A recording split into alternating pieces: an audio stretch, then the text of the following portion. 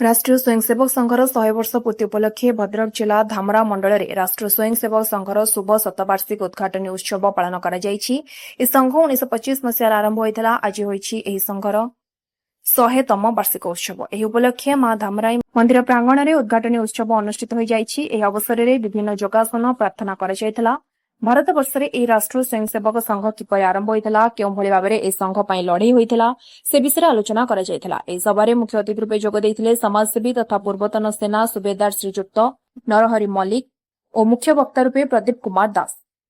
यह उद्घाटनी सभा धामरा अंचल बहु समाजसेवी 100 रु ऊर्ध्व युवक माने योगदान करथिले। सभा को परिचालना करथिले समाजसेवी प्रभास रंजन स्वाई।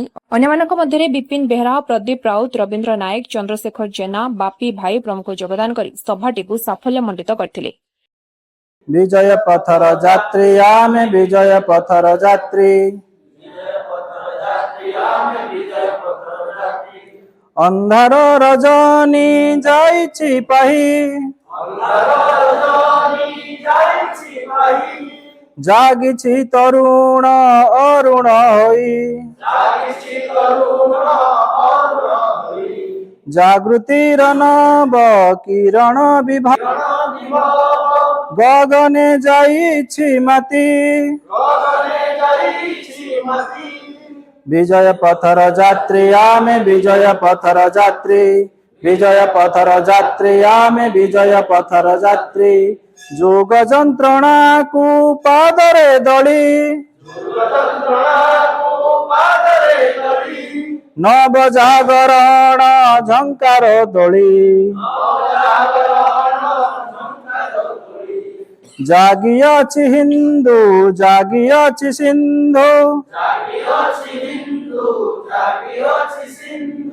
आसे गैरिक क्रांति, विजय पथर यात्री आमे विजय पथर यात्री, विजय पथर यात्री आमे विजय पथर यात्री, समय मागुछि समय आजी, आमेरे उत्तर साधक साजी, साधनार बळे आणिबु भूतळे, नवजुग भागीरथी, विजय पथर यात्री आमे विजय पथर यात्री, विजय पथर यात्री आमे विजय पथर यात्री,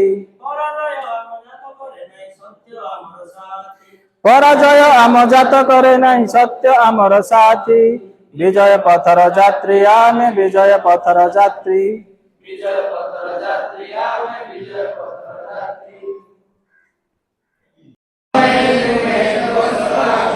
समर्था भवत्वा सुशाते भूषम्,